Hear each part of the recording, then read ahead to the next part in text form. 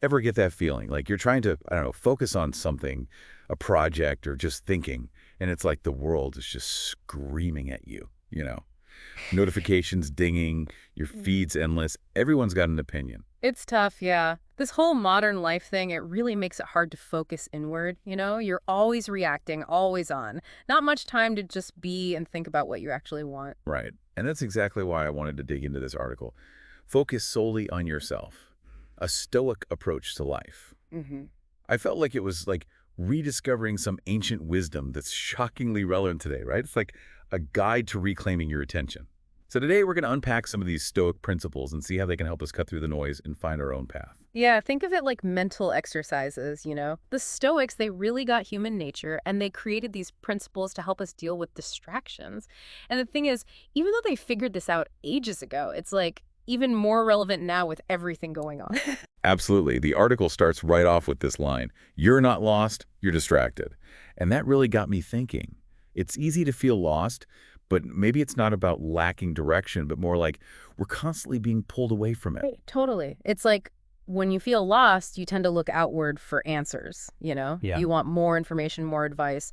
But the real answer might not be finding a new map, but like turning down the volume on all the stuff that's stopping you from seeing the map you already have. You know what I mean? Your Yeah. values, your priorities, all that. Makes you think of that Marcus Aurelius quote the article mentions. He said, "You have power over your mind, not outside events. Realize this, and you will find strength." It's like a straight-up call to take responsibility for where we put our focus, right? Yeah. What's powerful about that quote is how it's all about personal agency. Aurelius isn't saying outside stuff doesn't matter. He's saying your reaction to it, what it Yeah. means to you, and where you put your energy mentally, that's what you control. And the article is saying that when you reclaim that focus, you unlock a sense of freedom and you can grow like crazy. Like, think about it. When you feel overwhelmed, is it the situation itself or how you're seeing it? Such a good point. The article then goes into something super internal, like the story we're always telling ourselves in our heads. It talks about how we tend to put ourselves down in a way we'd never do to anyone else. It's like we've got this inner bully. Oh, for sure. That inner voice, it can be so sneaky, you know, because that's our own voice. We don't question it. But like the article says, all that negativity builds up over time and it starts to affect how you see yourself and what you do. You end up sabotaging yourself. Think about a small mistake you made. What was the first thing you said to yourself? Would you talk to a friend that way? Yeah, no way. And this ties into that Stoic idea from Epictetus, right? That we are our choices, not our bodies or our stuff. It really shifts the focus from external to internal. It does. Epictetus wants you to think about what truly makes you, you. It's not the temporary stuff on the outside, you know, the stuff you can't really control. It's your ability to think, to make choices. So the article is saying that protecting your mind, fighting back against the negative self-talk, that's basic self-care and a key part of Stoicism. You have a say in what goes on in your head. Now, the next idea the article brings up felt kind of different in our world of sharing everything. It's about keeping your goals to yourself. We're so used to announcing everything, maybe for accountability or to get some kudos. The interesting thing about the Stoic view is how it looks at premature satisfaction. The article saying that by telling everyone your goals, you get that reward before you actually do the work. The recognition, the pats on the back, it can make you less motivated to actually do the hard stuff to achieve them. Like you're getting applause before you even get on stage. I see what you mean. It's like the announcement becomes the achievement. And the article throws in another Epictetus quote, "Don't explain your philosophy, embody it." Hmm. It's all about showing through actions, not just words. Right. The Stoics were all about walking the walk, living it out, instead of just talking about it. The real progress, the article says, comes from doing the work consistently, even when nobody's watching. That's how you get results. And if you announce your goals too early, you lose that internal drive. You spend your energy on what others think instead of the task at hand. Have you ever noticed how you get all fired up after telling someone your plans, but then that energy kind of fades before you even start? Happens all the time. And building on that idea of internal focus, the article then talks about keeping our struggles private, which again feels kind of different from how we usually do things online, where everyone shares every problem. The article quotes Seneca, who said, "The greater the difficulty, the more glory in surmounting it." It's like it puts a lot of emphasis on how valuable it is to be resilient on your own. Seneca's all about the reward you get from overcoming obstacles with your own strength and smarts. And the article makes a good point. Dealing with stuff privately before you go looking for validation or advice, it can shield you from all the conflicting opinions, people butting in, and even that temptation to quit early because of outside pressure. It lets you build confidence in yourself. It's like building up that mental toughness and self-reliance. The article says that not saying anything when things are tough isn't weakness or being alone. It's actually a sign of inner strength and wisdom. That's a pretty powerful way to look at it. Yeah, it says you realize that not every problem needs to be broadcast. There's a certain dignity, a sense of achievement that comes from dealing with tough times on your own terms. You prove to yourself what you're made of. I like that. Now, this next point, I think it's something a lot of us could really use. It's the freedom you get from choosing not to have an opinion. In today's world, it feels like you have to have an opinion on everything. But the article quotes Marcus Aurelius again.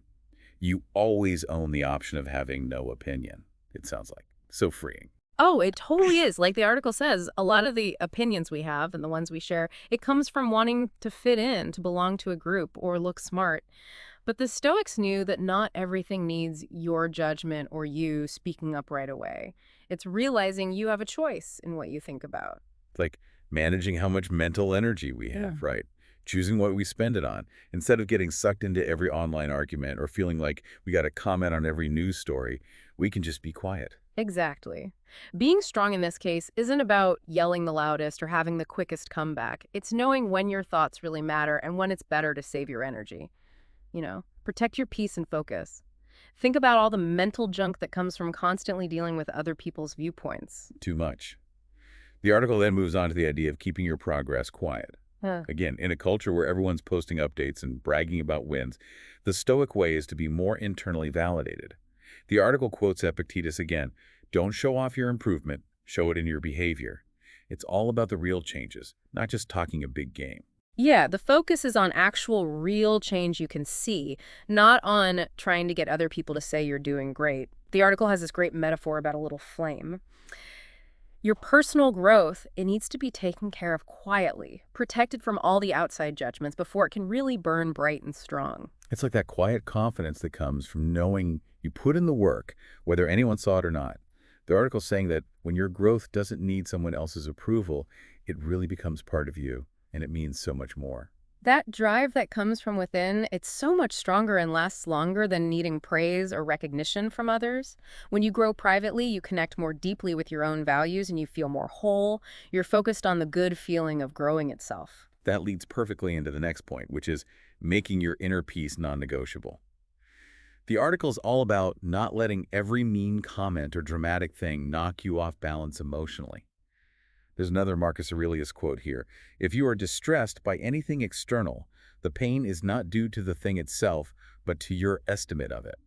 That really puts us in the driver's seat of our own feelings. It does. It shows how your perception shapes your emotions.